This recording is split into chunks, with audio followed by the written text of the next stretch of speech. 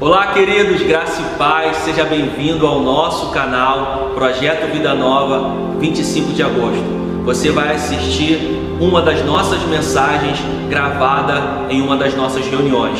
O meu desejo é que você seja muito abençoado e que Deus fale tremendamente ao seu coração.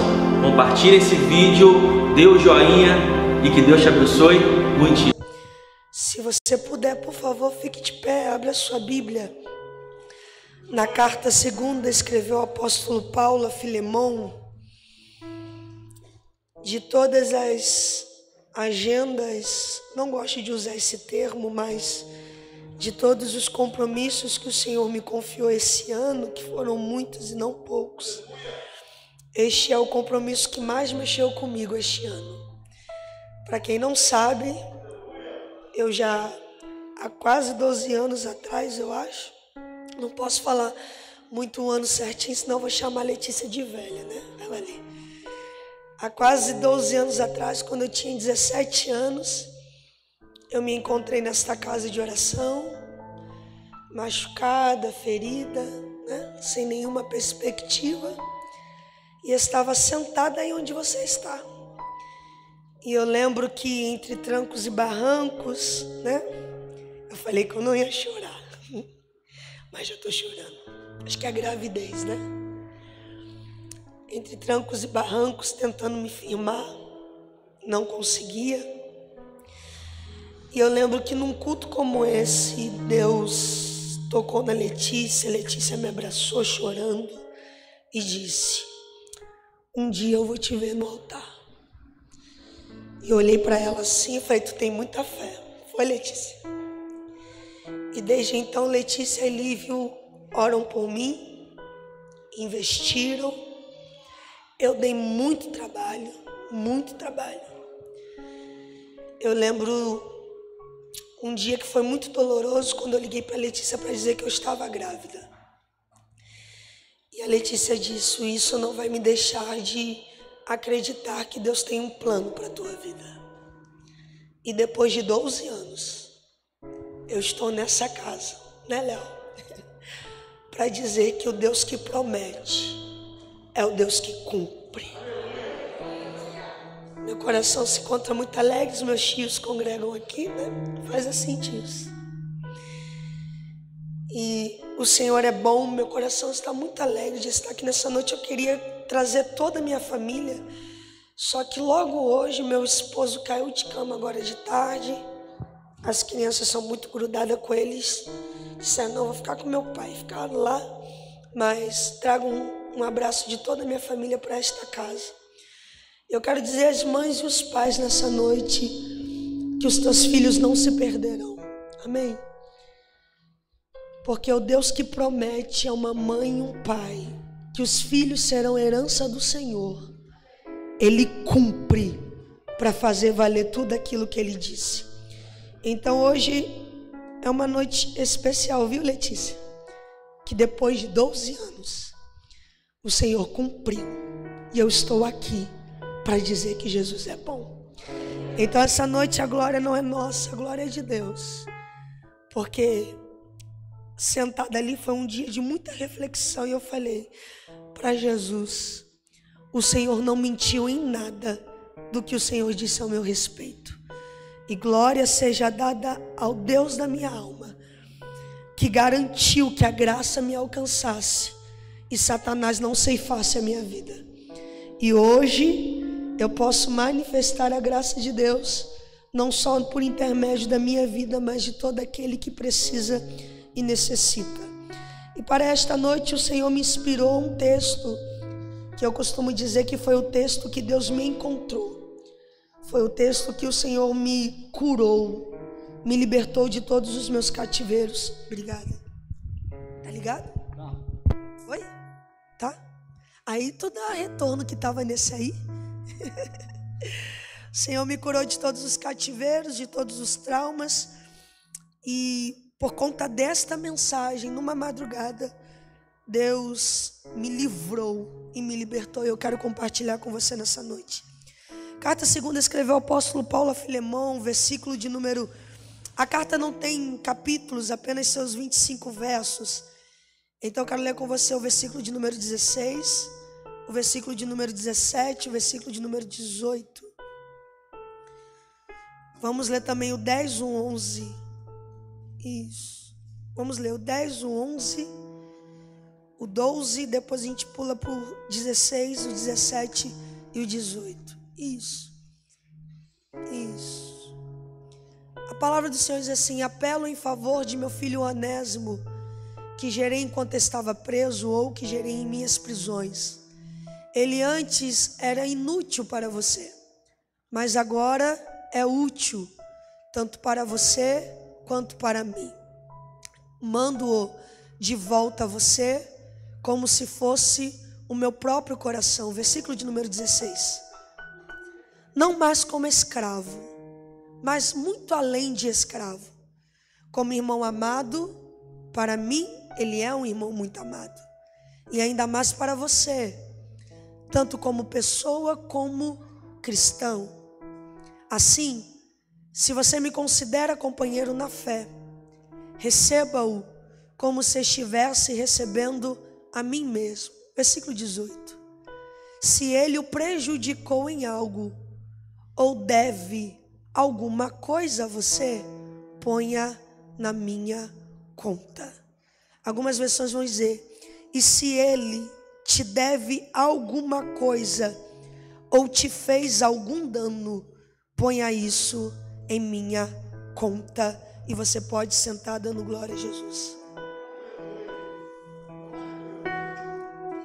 Queridos, eu sei que nós estamos diante de um mês da juventude com o tema Desperta, mas eu creio que não somente para a juventude, o Senhor tem uma palavra para toda esta igreja.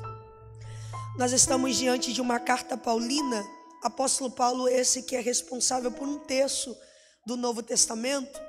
E quando você analisa as cartas paulinas, você vai ver que em sua grande maioria, o cunho das cartas, o direcionamento da carta, a visão das cartas, é totalmente voltado para uma igreja, para um ajuntamento, para uma congregação ou para um líder.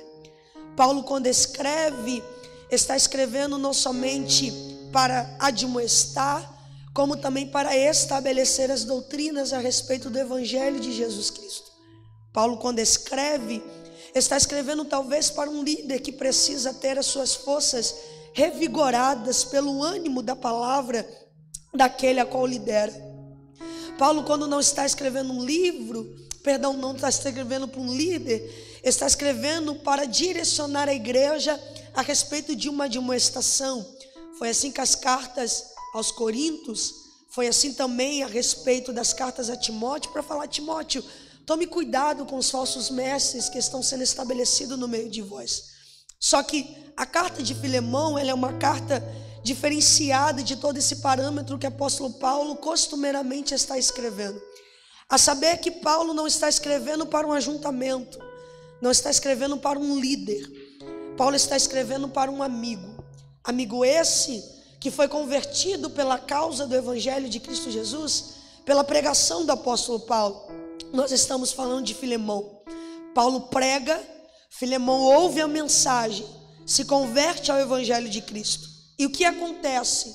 Acontece o que acontece com a maioria das igrejas brasileiras, que alguém ouviu a mensagem de Cristo Jesus, não quis reter para si e abriu as portas de sua casa. Se você for estudar a história da igreja brasileira, você vai ver que a grande maioria delas começou numa sala, começou numa garagem, começou numa varanda, num terraço, porque alguém estava tão inflamado pelo Evangelho de Cristo Jesus que não quis limitar isso a si próprio, mas antes quis expandir para que todos aqueles que estavam ao seu redor pudessem ouvir a mensagem do verdadeiro Evangelho. Isso vai acontecer com Filemão. Filemão ouve a mensagem pregada pelo apóstolo Paulo, o seu coração inflama, e o que ele faz? Abre as portas para a pregação do Evangelho. Filemão mora em Colosso, e é na igreja, e é na casa de Filemão que vai começar a igreja de Colosso. Igreja essa que futuramente vai se expandir, mas aqui, na altura da história, a igreja ainda está dentro da casa de Filemão. E eu acredito que a carta a Filemão só está sendo escrita por causa de um homem chamado Onésimo. Se Onésimo não existisse, talvez a carta nunca existiria. Aí você pensa com você, para uma carta ser escrita por causa de um homem, esse homem devia ser alguém muito importante, deveria ser um homem muito representativo, deveria ser um homem de autoridade. Mas quando nós vamos estudar a Bíblia, nós percebemos que Onésimo é um escravo. Para piorar a sua condição, além de ser escravo, Onésimo é um escravo fugitivo. E você há de ouvir comigo que todo aquele que foge, foge e tem um álibi para justificar o motivo da sua fuga. Ninguém foge, gente, se não tiver um motivo para justificar o porquê se está fugindo. E quando nós falamos de escravidão, nós falamos de escravatura, automaticamente nós pensamos em homens e mulheres que padecem, homens e mulheres que sofrem castigos que nós nem conseguimos imaginar que alguém suporta tais flagelos. Só que o apóstolo Paulo vai dar testemunho do Senhor de Onésimo, que é Filemão. Paulo vai dizer que a mão de Filemão sustentou a muitas mãos, os pés fortaleceu as pés vacilantes. Paulo vai dizer que Filemão é amoroso, não é só amoroso, não, também é caridoso. Amor e caridade não é a mesma coisa, Esther? Não. A saber que amor não é sentimento, amor é decisão. Por isso que a Bíblia no texto áureo vai dizer, porque Deus amou o mundo de tal maneira que entregou o seu único filho. Porque se Deus fosse sentir para amar, Deus tinha todas as justificativas para não nos amar. Mas acima dos nossos flagelos, dos nossos declínios, das nossas corrupções, Deus olhou para nós e decidiu nos amar. E a oferta desse amor de Deus foi a manifestação da caridade. Caridade entregando o seu filho, o seu único filho. Então, amor é decisão e caridade é a prática da decisão que eu tomei. Então, Paulo está dizendo que Filemão, além de decidir amar, também pratica a decisão a qual tomou. Então, eu estou dizendo para você que Filemão, além de ser um senhor bom, um senhor caridoso, um senhor amoroso, na casa de Filemão tem igreja. E aonde tem igreja, como já aconteceu aqui hoje, não estamos falando de templo, estamos falando de igreja, corpo de Cristo. Aonde está o corpo de Cristo, tem palavra. Aonde tem o corpo de Cristo, tem manifestação do Espírito de Deus. Aonde tem o corpo de Cristo, tem milagre. Aonde tem o corpo de Cristo, tem restauração. Aonde tem o corpo de Cristo, tem manifestação de prodígios, sinais e maravilhas. Então eu estou dizendo que Onésimo é um escravo fugitivo que está fugindo, primeiro, de um Senhor que é bom, que ama. Segundo, de uma casa que manifesta a glória de Deus. E aí, quando a gente para olhar esse contexto, nós chegamos à conclusão: o que leva alguém a fugir de um lugar que tem amor, a fugir de um lugar que tem caridade, a fugir de uma casa que tem manifestação da palavra e do ensino do reino de Deus? O que leva alguém a fugir de um lugar onde tem a glória estabelecida pelo Espírito Santo? E quando eu meditava nesse texto, o Espírito Santo de Deus falou ao meu coração: Esther, o problema não está na casa, o problema está em quem não quer continuar a permanecer dentro da casa. Porque para estar dentro da casa eu preciso me submeter à autoridade do dono da casa. Porque o dono da casa pode até ser bom, amoroso e caridoso, mas ele estabelece regras e princípios para uma boa convivência. E se tem uma coisa que o dono da casa nunca vai fazer, é leiloar os seus princípios para um conforto de alguém. Oh, glória a Deus. Na casa ainda tem palavra, mas também tem princípio. Na casa tem cura, mas também tem princípio. Na casa tem manifestação da glória de Deus, mas ainda tem princípio. E o problema de Onésimo é que Onésimo quer ser livre a todo custo. Porque a gente precisa entender que estar dentro da casa, como foi dito aqui no teatro, não é eu ser dono das minhas próprias escolhas, não é ser dono do meu próprio caminho, e muito menos ser dono da minha própria vontade. Porque a Bíblia já nos ensina desde o jardim do Éden que o homem nunca soube administrar o seu livre-arbítrio. Todas as vezes que o homem quis administrar o seu próprio livre-arbítrio, a conta nunca fechou de forma favorável. Porque que Cristo vem para assumir essa posição? Porque o homem se corrompeu em suas próprias escolhas. Então Cristo vem assumir para nos reposicionar num caminho de clareza. Só que está dentro da casa é entender que eu posso ser livre em Cristo, mas precisa estar submetido à autoridade do dono da casa. E o problema de Onésimo é que Onésimo quer ser livre a todo custo. Onésimo quer ser dono do seu próprio nariz. Onésimo quer fazer as suas próprias escolhas. E não dá, pastor, a conta não fecha. Ou eu fico submetido dentro da casa e abro mão do meu livre-arbítrio, ou eu saio fora da casa para fazer as minhas próprias escolhas. E o que Onésimo escolhe? Onésimo escolhe fugir. Aí tem gente que parou para pensar assim agora: nossa, fulano que dá desviado precisava estar aqui para ouvir essa mensagem, né? Só que eu tenho uma palavra de Deus para te entregar, que essa mensagem não é para quem não veio, é para você que está aqui. Porque eu estou pregando para Onésimos fugitivos aqui dentro, que estão fugindo de alguns cenários que Cristo estabeleceu como submissão de obediência. Onésimo prefere fugir. E o que me chama a atenção é que quando Onésimo foge, Deus não está na porta dizendo para Onésimo: Onésimo, não vai. Onésimo, não foge. Onésimo, não sai. Deus simplesmente deixa a porta aberta. Por que, Esther? Porque o mesmo Deus que permite a porta aberta para um filho rebeliado fugir embora, é a mesma porta que continua aberta para o filho pródigo que quer voltar. Quer fugir, Onésimo? Foge. Quer ser dono do seu próprio nariz, Onésimo? Vai. Quer fazer as suas próprias escolhas? Quer fazer do teu jeito? Faça. Só que eu acho Deus extraordinário, porque enquanto Onésimo está fugindo, crente que está livre, vai fazer as suas próprias escolhas, Deus está coordenando a fuga de Onésimo. Que é isso, Esther? A Bíblia diz em Naum, capítulo de número 1, versículo de número 3: o Senhor tem os seus caminhos no meio da tormenta. O que parece tormenta para alguém, o que parece fuga para alguém, é a estratégia de Deus para colocar ele no centro da vontade de Deus. Onésimo foge pensando que está livre. Estou livre, agora eu posso viver a vida. Só que o que Onésimo esquece é que quando você adquire a sua liberdade de forma ilegal, você não é livre, você é escravo da maldição da lei.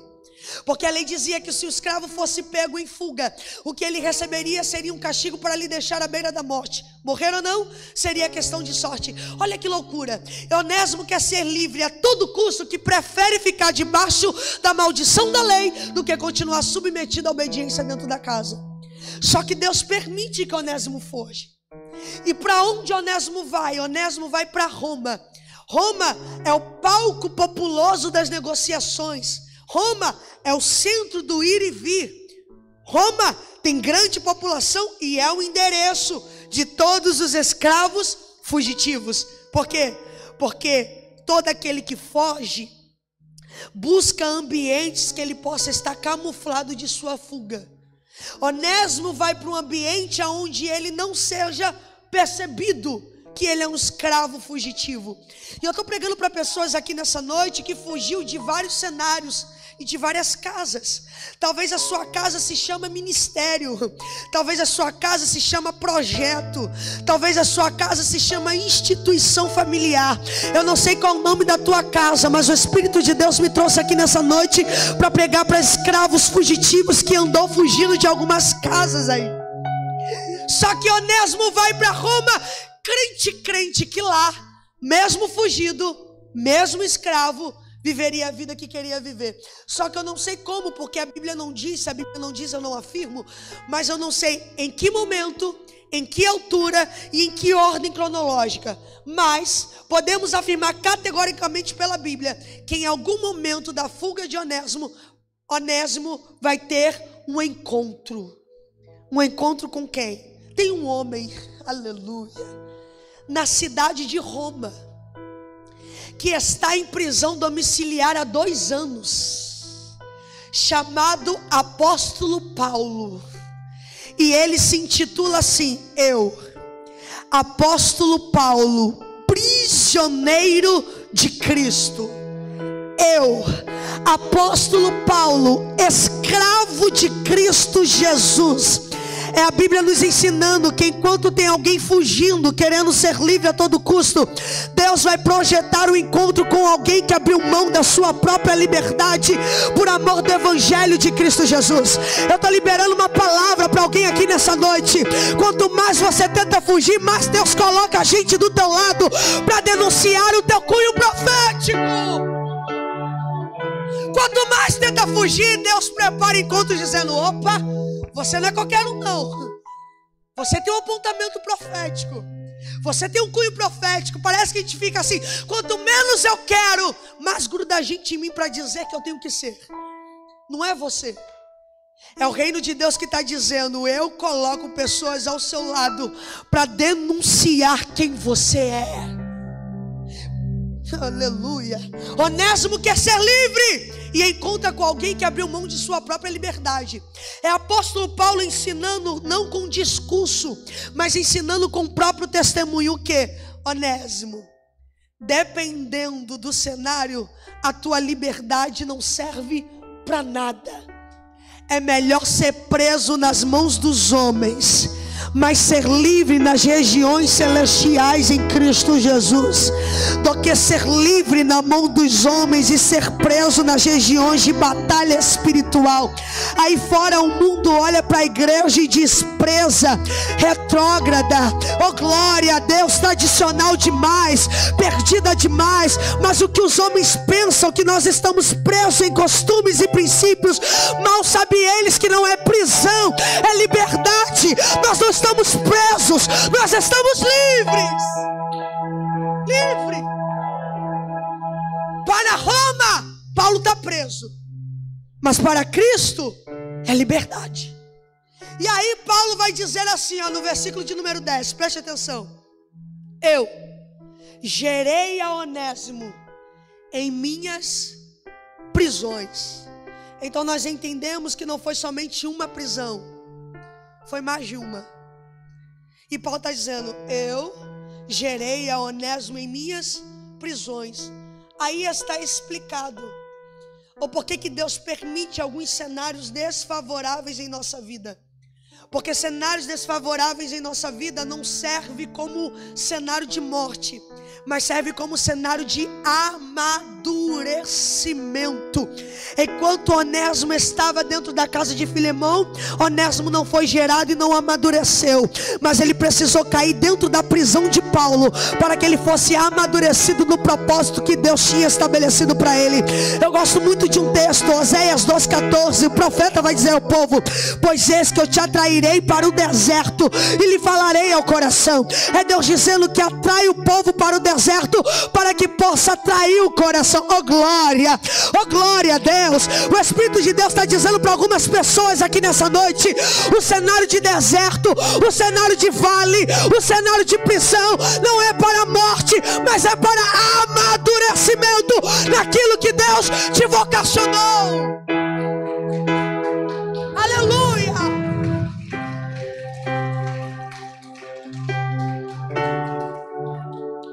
A gente precisa parar com essa autocomiseração espiritual. Coitadinho de mim, pobrezinho de mim, nada dá certo para mim. Por quê? Porque o cenário não está favorável do jeito que eu estou. Mas não foi você que foi parar lá sozinho? Só que Deus, ao invés de permitir que o que você procurou com as suas próprias mãos te matasse, o que era mal, Deus transformou em bênção para te evoluir e te amadurecer naquilo que Ele tinha para você. Foi Onésimo que fugiu para Roma, mas é Deus dizendo: Onésimo, o que seria para a tua morte, eu vou utilizar como estratégia para te colocar na rota daquilo que eu preparei para você. Aí a Bíblia diz que Paulo gera Onésimo.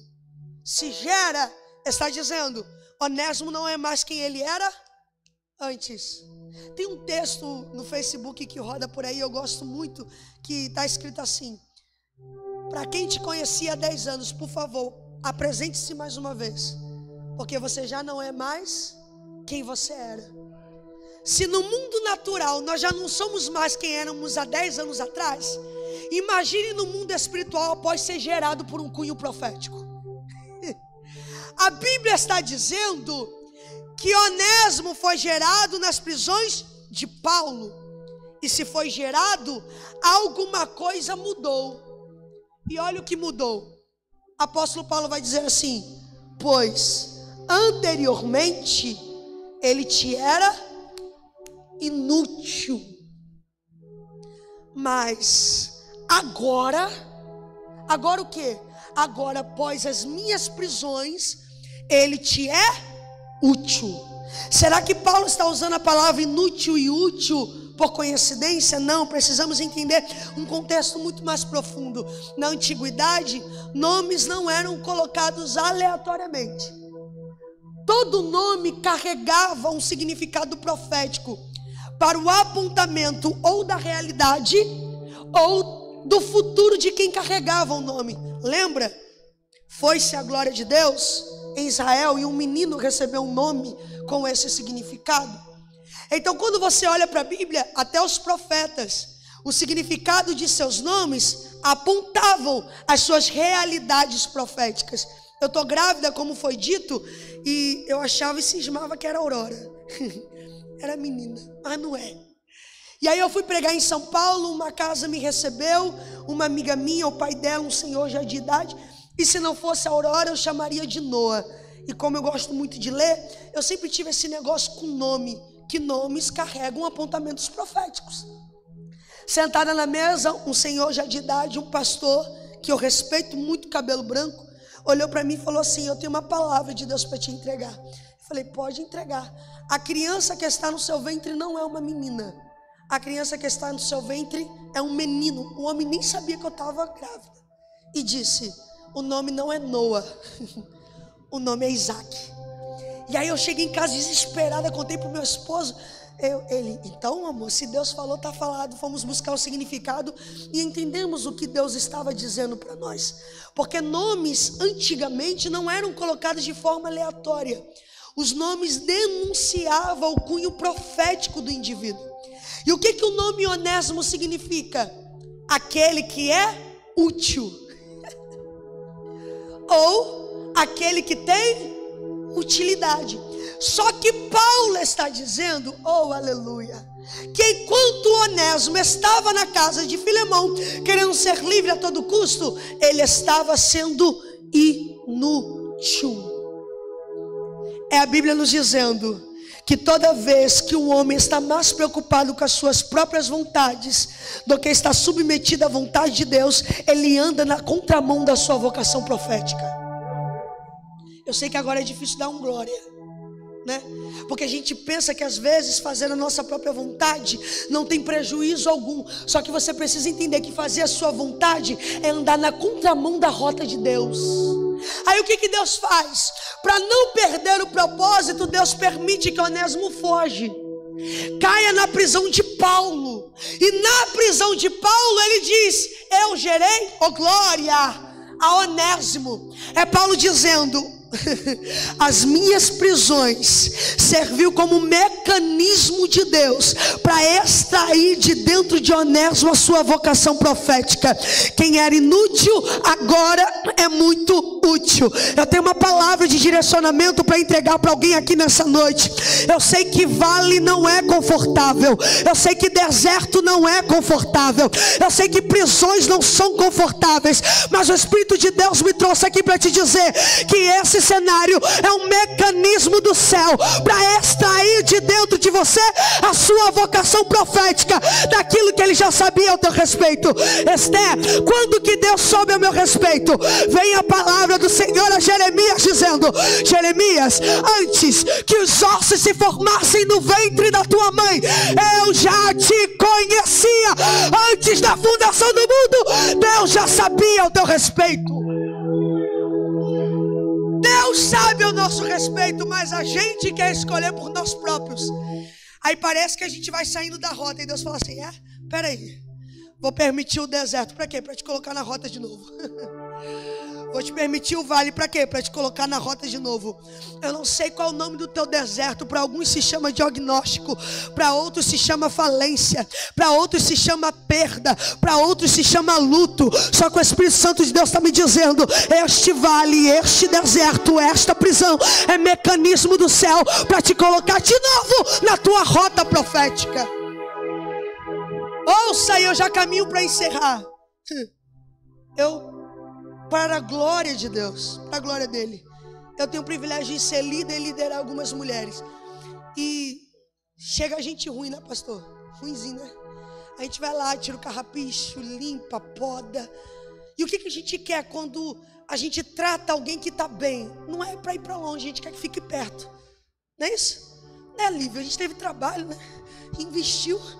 Louco é quem trata de alguém e manda embora. A gente não, fica aqui até meus dentes caírem. Só que Paulo está dizendo, olha só, Paulo cuidou de Onésimo, gerou Onésimo, edificou Onésimo, e agora Paulo está dizendo assim: Onésimo, volta. Parece loucura. Como que alguém cuida de alguém e agora está dizendo: você precisa voltar? Sabe por que nós estamos dizendo isso? Paulo, está dizendo isso para Onésimo, porque Paulo está dizendo: Onésimo, passado mal resolvido, mais cedo ou mais tarde ele grita. Então volta e resolve as tuas pendências. Não adianta ser gerado e alinhado se você deixou pendências mal resolvidas. Aí Paulo está dizendo: volta e resolve as tuas pendências. Mas aqui pra gente, quem foge de algum lugar, quem foge de algum ambiente, ou quem foge de alguém, está fugindo para nunca mais voltar. Seria hipocrisia nossa dizer assim: não, eu estou fugindo, só vou dar um passeio, depois eu volto. Mentira. Você está fugindo para nunca mais voltar. Mas o que fazer? Quando o Espírito de Deus olha para nós e diz: é hora de voltar. O Espírito de Deus me trouxe aqui nessa noite para falar para alguns onésimos. É noite de voltar para onde você disse que nunca mais voltaria e resolver as suas pendências que você deixou mal resolvidas. Só que o maior conflito de alguém que vai voltar imagino que seja na cabeça de Onésimo assim: eu vou voltar, mas a lei vai me matar. E quando eu falo de voltar aqui, eu estou falando voltar para lugares, voltar para alianças, voltar para projetos que você disse que nunca mais voltaria, voltar para ministério. Eu lembro que quando eu de fato me firmei no Evangelho de Cristo Jesus, eu lembro como hoje, a minha Juju tinha 2 anos. Eu virei para minha mãe, olhei serinha no rosto da minha mãe e falei assim: pode ficar feliz que eu não vou para o inferno. Abusada, né? Mas pregar eu nunca mais prego. Isso não é para mim não. Aí minha mãe olhou para mim. Então Deus mentiu. Porque quando a gente foge de algo, a gente está fugindo para dizer: eu não quero mais. Voltar para quê? E talvez eu estou pregando para pessoas aqui que não fugiu de lugares, mas fugiu de um ministério, fugiu de uma chamada, fugiu de uma vocação, fugiu de um sonho, fugiu de uma instituição. E Deus está dizendo: é noite de voltar. Só que voltar não é fácil. Seria hipocrisia nossa dizer que voltar é fácil demais. Não é. Porque quando se diz voltar, a primeira coisa que a gente pensa: eu vou voltar, mas a lei vai me pegar. Eu vou voltar, mas eu vou ser massacrado. Eu vou voltar, mas eu vou perder. Mas apóstolo Paulo é tão inteligente e sábio que parece que eu ouço o apóstolo Paulo falando para Onésimo: Onésimo, você vai voltar, mas você não vai voltar sozinho. Por quê? Em suas mãos você vai levar uma carta. Qual é o conteúdo dessa carta? Como nós lemos no versículo de número 16. Olha o que Paulo vai escrever a carta. E no versículo 19, Paulo diz assim: escrevo isto a próprio punho. Porque Paulo diz isso? Porque era costumeiro de Paulo ditar, alguém sentar e escrever. Mas a carta, Filemão, é a única carta que nós encontramos relatos que Paulo escreve a próprio punho. Por quê? É a vida de alguém que está em jogo. Se é questão de vida ou morte, não dá para terceirizar. Ele mesmo assume a responsabilidade. Então ele diz: escrevo isto a próprio punho. O quê? Filemão, recebe a Onésimo, só que não mais como escravo.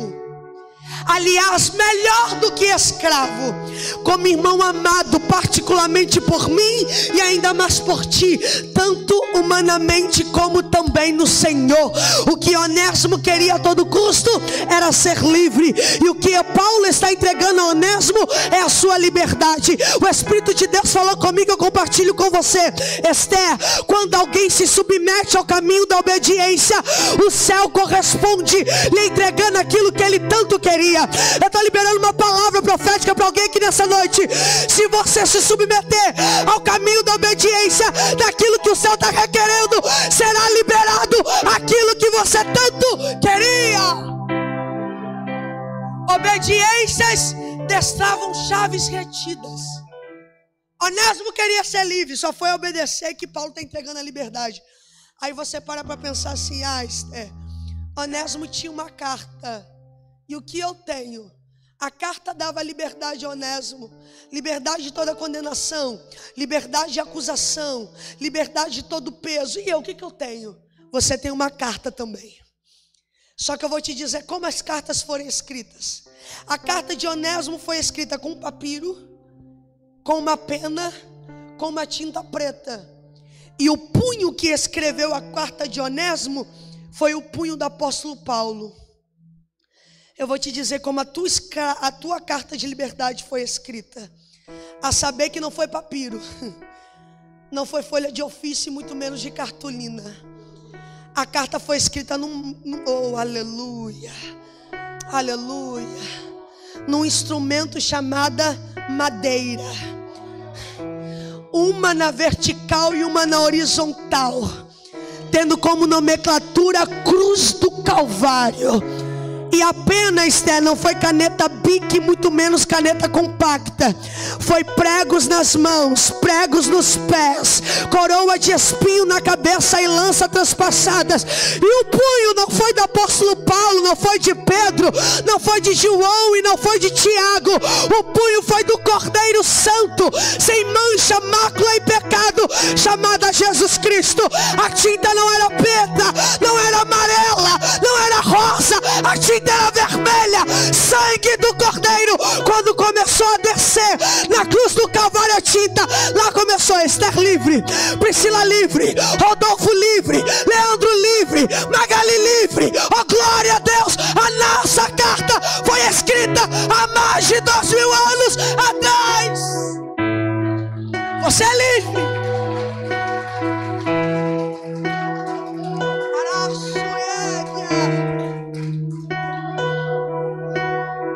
Você pode voltar para todo lugar que Deus deseja que você volte, porque a nossa carta de condenação foi rasgada.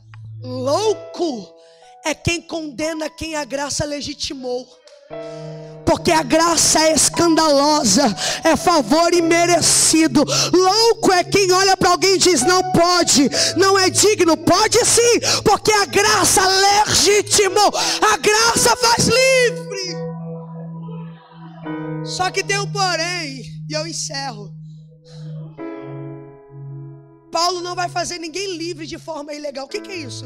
É alguém que conquista a liberdade sem que seja uma liberdade legalizada.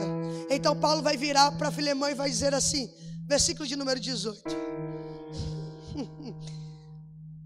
Filemão, e se ele te causou algum prejuízo, ou te deve alguma coisa, coloca isso na minha conta. Paulo está dizendo: fica tranquilo, Filemão, ele vai ser livre, só que todo prejuízo que ele causou, alguém vai assumir o prejuízo. Por quê? Porque Paulo sabia que Onésimo não tinha condições de pagar a sua própria dívida.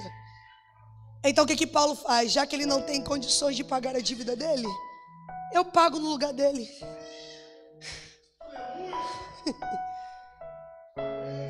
Coloca na minha conta. Eu sei que quando você olha para trás, porque um dia eu já olhei para trás também, eu sei que quando você olha para trás, as suas dívidas e os seus prejuízos gritam para você: indigna, indigno. deu prejuízo demais. Não é assim? E aí a gente olha para nós mesmos e diga: meu Deus, a minha dívida está muito alta. Sabe quando eu vou ser livre? Nunca.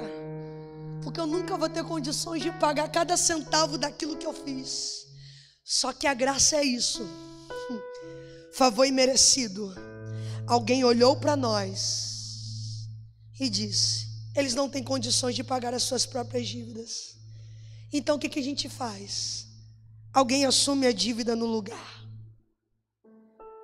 Todas as vezes, eu vou te ensinar uma chave para você não esquecer mais. A nossa dívida foi paga quando Jesus olhou para Satanás e disse: coloca na minha conta. Todas as vezes que Satanás olhar para você e dizer: indigno, indigna, não pode, não merece, não é, não vai, não conquista, não rompe. Por quê? Tem dívida, tem prejuízo. Pelo amor de Deus, me ajuda. Devolve a pressão para o teu acusador. Enche teu pulmão de ar e devolve a pressão gritando para ele: Satanás, tá tudo na conta do Calvário. A nossa dívida não foi paga hoje, a nossa dívida foi paga há mais de 2000 anos atrás, quando ele exclamou: está consumado. Na sexta-feira a terra tremeu, no sábado fez silêncio, mas no domingo, quando as mulheres foram ao sepulcro, a pedra estava revolvida, e alguém dizendo: mulher, por que procura entre os mortos quem vivo está? Ele pagou a nossa dívida. Está tudo na conta do Calvário. Então, nessa noite, você já entendeu o recado. E quando Satanás virar para você e dizer assim: você não é mais digno de voltar, diga para ele: Satanás, está tudo na conta do Calvário. Levanta sua mão que eu quero te abençoar e devolva o microfone a quem é de direito nessa noite.